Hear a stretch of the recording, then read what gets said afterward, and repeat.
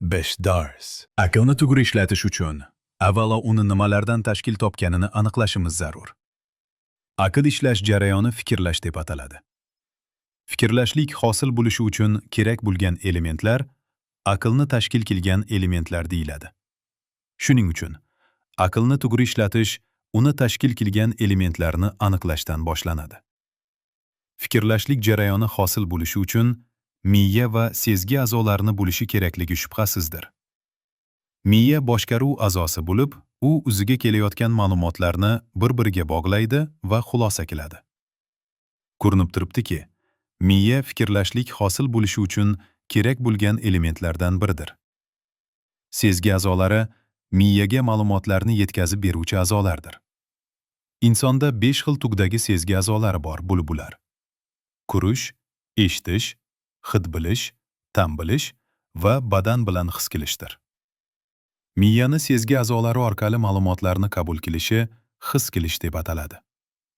Moddiy narsalarni his qilishlik tabiiy jarayondir. Negaki hatto chaqaloq ham moddiy narsalarni his qilish qobiliyatiga ega. Moddiy narsani his qilishlik uchun sezgi a'zolarini birini bu jarayonda ishtirok qilishi kifoya qiladi. Ammo ma'naviy va ruhiy munosabatlarni his qilishlik uchun bu munosabatlar haqida yetarli tushunchaga ega bo'lish kerak. Aks holda inson bu munosabatlarni his qila olmaydi. Masalan, siz haqiqiy do'stlik ifoda qilinayotgan bir filmni qiziqish bilan ko'rayotgan bir paytda yoningizda o'tirgan farzandingiz unga e'tibor ham qilmasdan o'z o'yinchoqlarni o'ynash bilan ovora bo'ladi. Bunga sabab farzandingizda do'stlik haqida yetarli tushuncha yo'qligidir. Negaki do'stlik ma'naviy munosabat bo'lib, uni his qilish uchun u haqida yetarli tushuncha bo'lmasa, his qilish mumkin emas. Ruhiy munosabatlarni his qilish uchun esa yana ham kengroq tushuncha kerak bo'ladi. Masalan, kimdir iymonini zaifligini his qilib, Allohdan komil iymon so'rab, duo iltijo qilib turgan bir vaqtda, boshqa bir inson bu kamchiliklarga e'tibor bermasdan o'zini komil iymon egasi deb hisoblaydi.